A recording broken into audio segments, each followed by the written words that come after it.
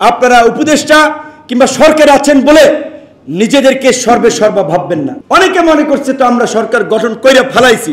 প্রধান উপদেষ্টা বিদেশি গণমাধ্যমের সাক্ষাৎকারে যেই কথাটি বলেছেন সেটি কিন্তু আমাদেরকে আতঙ্কিত করে। বাংলাদেশের শহীদের রক্তের উপর পাড়া দিয়ে রাজনীতি করতে পারে না। বর্তমান উপদেষ্টা পরিষদের ফিটনেস দেখতে পাচ্ছি, এই ফিটনেস দিয়ে জাতীয় নির্বাচন সম্ভব নয়। আজকে যখন আমরা রাষ্ট্রের পরিবর্তনের কথা বলছি, রাষ্ট্র সংস্কারের কথা বলছি, গণহত্যার বিচারের কথা বলছি, আমরা যেখানেই বাধাগ্রস্ত হব, আমরা যেখানেই থেমে দাঁড়াবো, সেখানে এই জুলাইকে আমাদেরকে আয়নার মতো সামনে নিয়ে আসতে হবে এবং এই জুলাইকে মানুষকে ভুলতে দেওয়া যাবে না। জুলাই বিভাজন নয়, জুলাই আমাদের ঐক্যের প্রতীক। জুলাই বিদ্বেষ সংঘাতের নয়, জুলাই আমাদের সংহতির প্রতীক। গত এক বছরের সরকারের প্রতি আমাদের যে প্রত্যাশা ছিল সেখানে আমরা বড় রকমের ধাক্কা খেয়েছি। কিন্তু বাংলাদেশের প্রেক্ষাপটে এইটাও মনে রাখতে হবে, বাংলাদেশের যে কালচার তাতেও রাতারাতি চেঞ্জ হওয়াটা সম্ভব নয়। শুরুর দিকে আমরা বলেছিলাম যে এই গণ অভ্যুত্থান পরবর্তীতে একটা জাতীয় ঐক্যমতের সরকার দরকার, 2 বছরের জন্য জাতীয় সরকার দরকার। শুধুমাত্র অভ্যুত্থানের পরে নয়, অভ্যুত্থানের আগেও হাসিনার আমলেও বলেছিলাম যে দেশের এই ভঙ্গুর অর্থনীতি এবং এই ক্রাইসিসকে ম্যানেজমেন্ট করার জন্য 2 বছরের জন্য জাতীয় সরকার করেন। শোনে নাই কথা এই সরকার, আমরা বলি যে শোনে নাই, কিন্তু পরবর্তীতে তো আমরা জেনেছি উপদেষ্টাদের মাধ্যমে, সরকারের দায়িত্বশীল ব্যক্তিদের মাধ্যমে বাংলাদেশের একটি বড় রাজনৈতিক দল জাতীয় সরকার চায় নাই। কারণ তারা মনে করেছে যে আমাদের শিওর শট ক্ষমতায় আমরা চলে আসতেছি, জাতীয় সরকার করে আমরা কেন অন্যদের সাথে ক্ষমতার শেয়ার ভাগ বাটোয়ারা করব।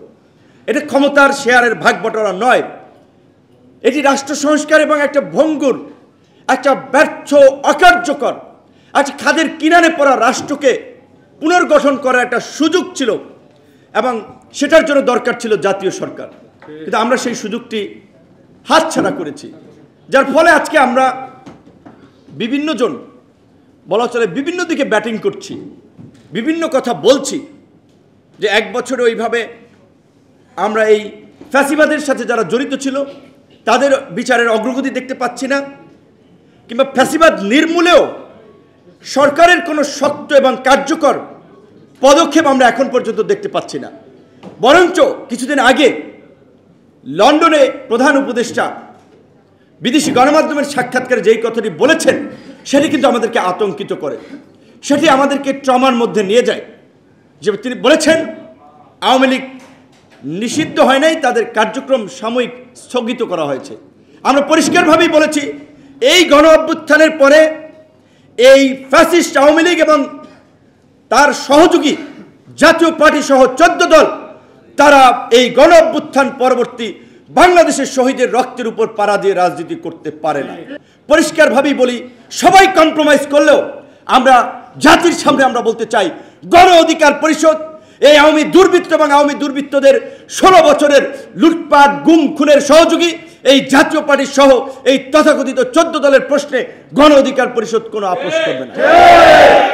আমরা নির্বাচন কমিশনকে, সরকারকে আহ্বান জানাতে চাই, অনতি বিলম্বে আওয়ামী লীগের মতো এই গৃহপালিত এবং বাংলাদেশের সবচেয়ে সর্বনাশা রাজনৈতিক দল এই জাতীয় পার্টির সহ এই 14 দলের কার্যক্রম নিষিদ্ধ আপনারা কার্যকর পদক্ষেপ গ্রহণ করুন।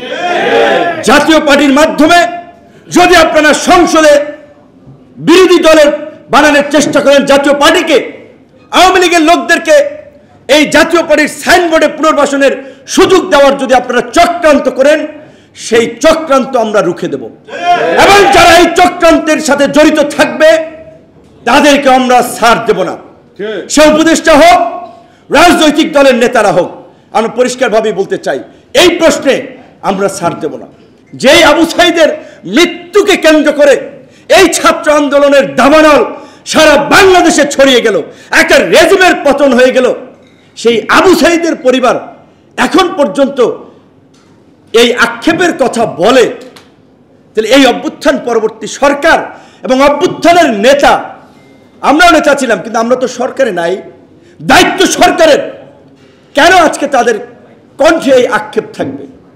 পরিষ্কারভাবে বলছে, আজকে মুক্তিযোদ্ধাদের আমরা দেখছি ভুয়া মুক্তিযোদ্ধা, মুক্তিযুদ্ধ করেন নাই তারা মুক্তিযোদ্ধা, ভুয়া ভাতা নেয়, সুযোগ সুবিধা নেয়, এই যে আমাদের জন্য লজ্জাজনক, আজকে এই জুলাই যোদ্ধা নামে, জুলাইয়ের নামে আপনার জুলাইয়ের আন্দোলনে ছিল না, পত্রপত্রিকায় তো দেখলাম এই আপনার ছিনতাই করতে গিয়ে মারা গেছে, তার নাম এই তালিকায় আসে। কিংবা এই আন্দোলন সংগ্রামে ছিলেন না, তার নাম এই তালিকায় আছে। এই তালিকায় এই ভুলটা হলো কিভাবে? এই তালিকা যারা করেছে তাদেরকে অবশ্যই বিচারের আওতায় আনতে হবে। এই তালিকা করার মধ্য দিয়ে জুলাই শহীদদের প্রতি অবমাননা করা হয়েছে, জুলাইয়ের প্রতি অশ্রদ্ধা দেখানো হয়েছে, এবং এই প্রতারণার সাথে যারা জড়িত আমরা অনুরোধ করব তাদেরকেও বিচারের মুখোমুখি করার জন্য। সে যেই হোক, বাংলাদেশে 53 বছরে আমরা একটা গণ অভ্যুত্থান পেয়েছি, একটিবার এইভাবে সবাই মিলে সংস্কার করার সুযোগ পেয়েছি, আওয়াজ তোলার সুযোগ পেয়েছি। কিন্তু আমরা লক্ষ্য করছি ঐক্যমত্য কমিশনকে আগেও বলেছি, এখনো বলবো, ওই 30 থেকে 35টি দল, যাদের অনেক দলের কোনো সাংগঠনিক অস্তিত্ব নাই রাজনীতির মাঠে, তাদের কথায় ঐক্যমত্য কমিশন জাতীয় ঐক্য কিংবা এই জুলাই সনদের বিষয়ে শুধুমাত্র সিদ্ধান্ত নিতে পারবে না।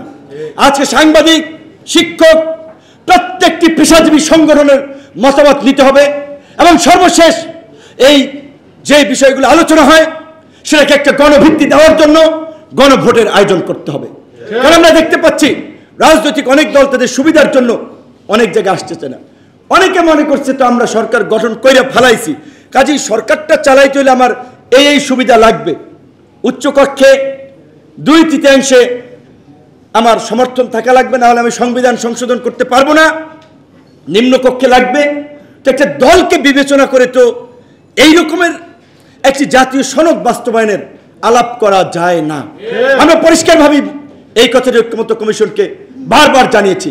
আজকে আমরা এই সমাবেশ থেকেও আমরা পরিষ্কারভাবে বলতে চাই যে কোটা সংস্কার থেকে রাষ্ট্র সংস্কারের স্লোগান নিয়েই আমাদের রাজনৈতিক সংগ্রাম।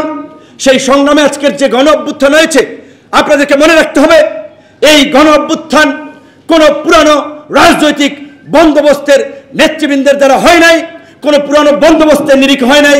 পুরানো বন্দোবস্তের পরিবর্তনের জন্য, পুরানো ধারার পরিবর্তনের জন্যই তরুণদের নেতৃত্বে এই গণ অভ্যুত্থান হয়েছে। কাজেই সংস্কারের প্রশ্নে, আগামীর বাংলাদেশ বিনির্মাণের প্রশ্নে অবশ্যই তারুণ্যের চিন্তাকে প্রাধান্য দিতে হবে।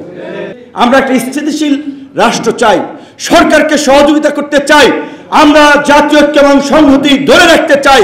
যেই কারণে অনেক বিষয়ে পারতপক্ষে আমরা এড়িয়ে যাই, বিভেদ তৈরি হয়, বিভাজন তৈরি হয়, এমন বক্তব্য থেকে দূরে থাকি। কিন্তু তার মানে এই নয় সমস্ত বিষয় আমরা নীরবে নিভৃতে আমরা মেনে নেব। সরকারে যারা আছেন তাদেরকে এই কথাটি মনে করিয়ে দিতে চাই, আপনারা উপদেষ্টা কিংবা সরকারে আছেন বলে নিজেদেরকে সর্বা ভাববেন না। আন্দোলনের স্টেক হোল্ডারদের মতামতকে প্রাধান্য দিন, তারা কি বলছে সেটি গ্রহণ করুন, সেইভাবে কর্মপদ্ধতি ঠিক করুন।